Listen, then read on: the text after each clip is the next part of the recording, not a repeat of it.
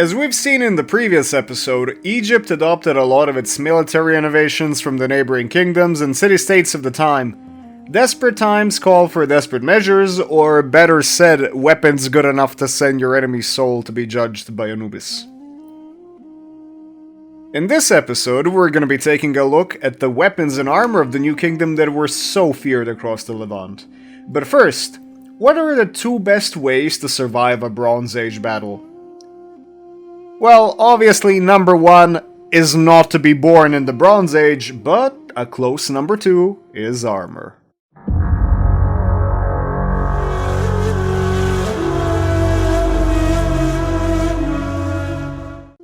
Compared to the earlier periods of Egypt, we start seeing more depictions of armored infantry by the 19th dynasty. Besides the ever-present kilt, known as the shenty, hardened linen bands across the chest and shoulders start to appear, finally giving soldiers some form of upper body protection. It wasn't only for the close combat infantry. Some archers are depicted armored in a similar or more elaborate fashion, while the rest were half naked, just like they used to be. The life of a poor Nefru was tough, okay? High-quality kilted and patterned linen corselets were issued to higher-ranking troops and officials. Funnily enough, Ramses II equipped his Shardan royal guard in this style that you see now. Heavier armor, in the form of scales sewn onto cloth or leather, existed, and it was reserved only for the best of the best, such as the chariot bowmen or higher-ranking officers. Initially, charioteer armor was based on very heavy scales, just like the Marianu of the time, but over the century it evolved into a great combination of protection and mobility. Apparently it was pretty brightly colored too, because if there's one thing Egypt loved, it was to show off that they can get away with anything. When it comes to helmets, unfortunately for us, the archaeological evidence is pretty poor, but from what we do know is that they were made out of leather and padded with cloth. Bronze helmets also existed and also had the same inner padding, although they were reserved only for the higher-ups. While it was already present in Egypt for a long time, the simple striped headcloth, the klaft, appears on all soldiers in the 19th dynasty, and that pretty much completes us that iconic ancient Egyptian look. Shields were still wooden, covered with hide, but they became larger and more rectangular by the 19th dynasty, and you can see some elaborate designs or more exotic animal hides on higher troops. Even though we don't really have evidence of Egyptians forming shield walls in earlier periods, technically now they were capable of doing that when necessary, but I think we'll cover this topic pretty soon.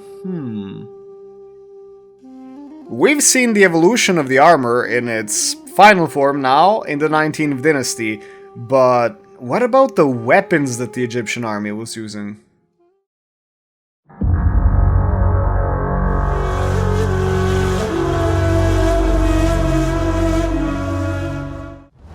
Spears were still dirt cheap to produce compared to other weapons, and you could basically use one with pretty much no training, and it was easy to equip a massive amount of infantry with spears, as history has proven time after time. The only difference from the early and middle kingdom was that the spearhead was made out of bronze now. Here we can see a beautifully cast spearhead from the New Kingdom. In the New Kingdom, we see a distinct javelin size, very popular in use amongst the foot soldiers, and the only difference, besides the sides from the earlier period, its head was bronze now. That's about it. Axes were extremely common in the Egyptian army, basically on the same level as the spear. There were many evolutions of the axe, such as the older Canaanite duckbill type axe, which didn't survive long, I wonder why.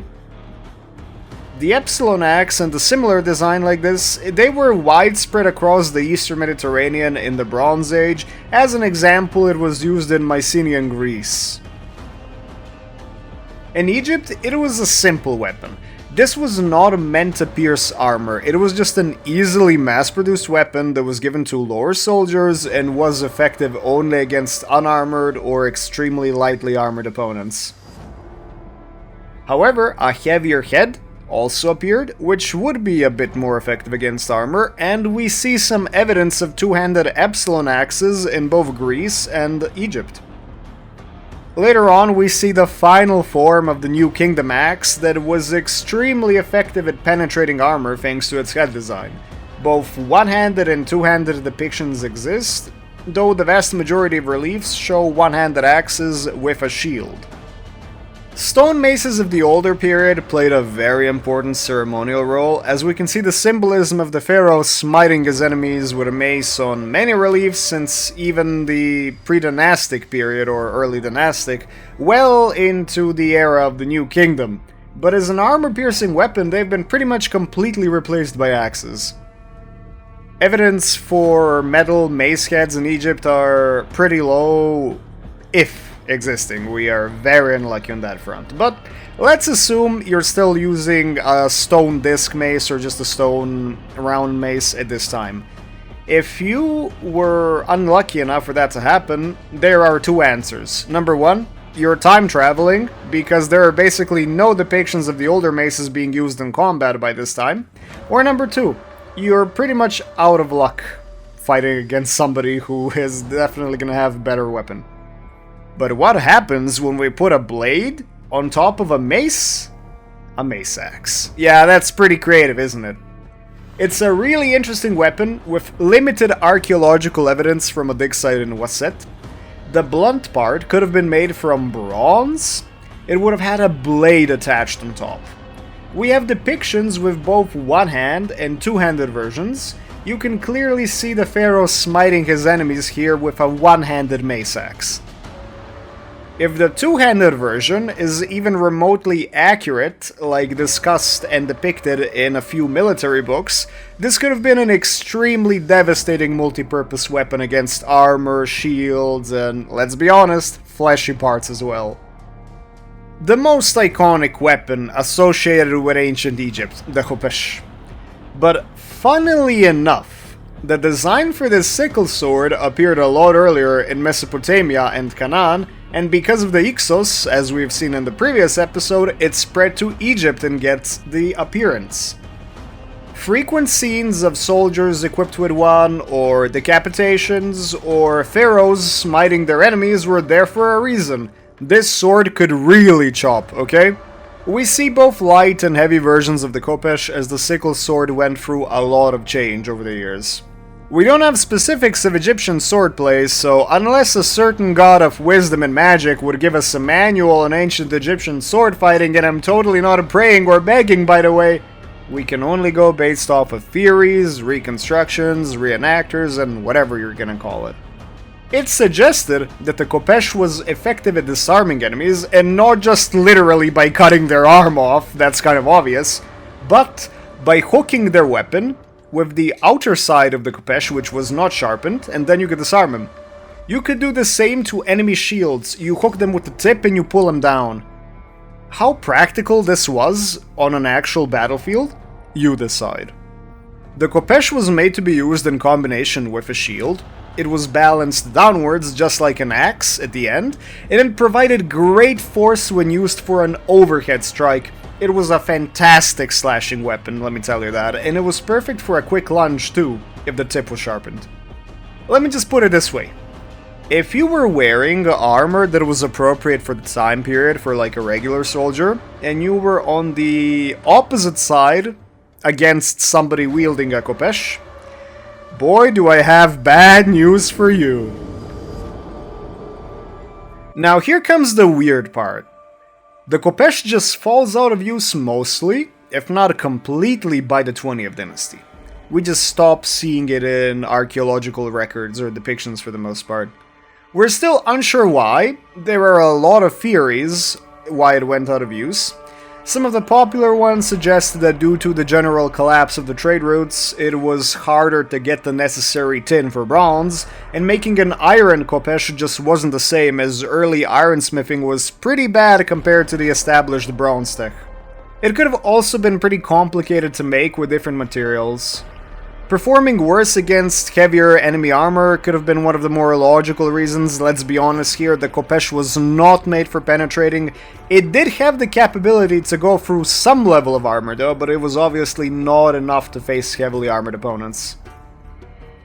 Even though it fell out of use, it is an everlasting symbol of ancient Egypt. And here's where the subjects and mercenaries come in. The many Sea People tribes that raided the Eastern Mediterranean during this time, they were equipped with Nawetu type swords, which were widespread from all the way into Europe, real deep, to the Aegean Islands. Depending on the angle, yeah, it could have been used for cutting, but they were superior at actually stabbing and going through armor.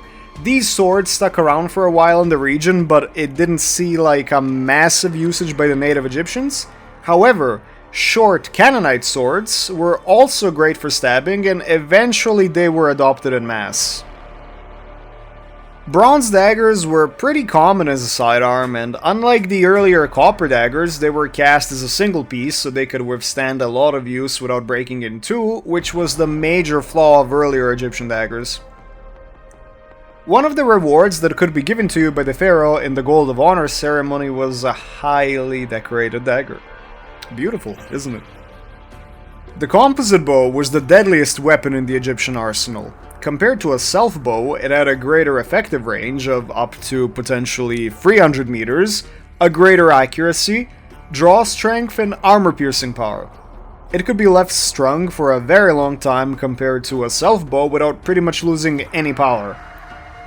That came at the complexity of crafting and maintenance. It required combining and layering wood, horn, and sinew, and then it needed to be glued together. The longer the glue took hold, the better. Technically, composite bows could also suffer really bad in poor weather conditions if they're not properly sealed and maintained. But let me tell you something, all the trouble of making this bow was absolutely worth it, as not only was it good at killing low armor targets, but it could also go through the scale armor that was popular at the time. This bow helped forge Egypt into a major power. Not only were they locally produced, but they were also imported or required as tribute from various Canaanite city-states. Initially, they were only given out to the best of the best, which would be on the chariot bowmen, but by the time of the late 19th and early 20th dynasty, due to the extreme efficiency of the Egyptian war infrastructure, it was possible to have entire units of archers equipped with a composite bow. The self-bow could still be found in use despite its inferiority, but at least it was stronger than the earlier period bows, and much quicker and cheaper to make compared to the composite one. Slings were still in use by poorer Egyptians because, hey, even if you hit rock bottom economically, it doesn't mean you can't hit somebody else with a rock. Also, foreign mercenaries and tributary troops were using slings such as the various Semitic nomads of the Sinai. Simple and deadly against poorly armored foes with proper aim. Now here's the interesting part. The ammunition wasn't just limited to rocks. We have evidence of unbaked clay or even bronze ammunition, yes, the highly coveted bronze, such as this preserved piece from the site of Enkomi at Cyprus, the former kingdom of Alasya. Lead was initially scarcely used, but eventually, with more advances in metallurgy and more lead deposits, it would become the standard ammunition type for the sling, although that happened at a much later date. Chariots deserve a video on their own, and that's something we'll get to in due time, but since we're here, let's take a quick look at why they were so crucial to Egypt's success. Egyptian chariots were quite different compared to the other chariots of the time. They were extremely fast and maneuverable, even in rougher terrain, and they provided excellent support for the infantry corps. They could outmaneuver the heavier chariots, outskirmish them, and effectively protect the infantry flanks from being collapsed on by the heavier Marianu design. They were designed for the best of the best, the highest ranking nobility, and thus they were equipped with the highest quality scale armor, composite bows, and spears and a khopesh as a backup once the ammunition was out. We see chariots depicted often in art, either in hunting or battle scenes. They were another symbol of the pharaoh's might and another iconic, central component of the Egyptian military machine.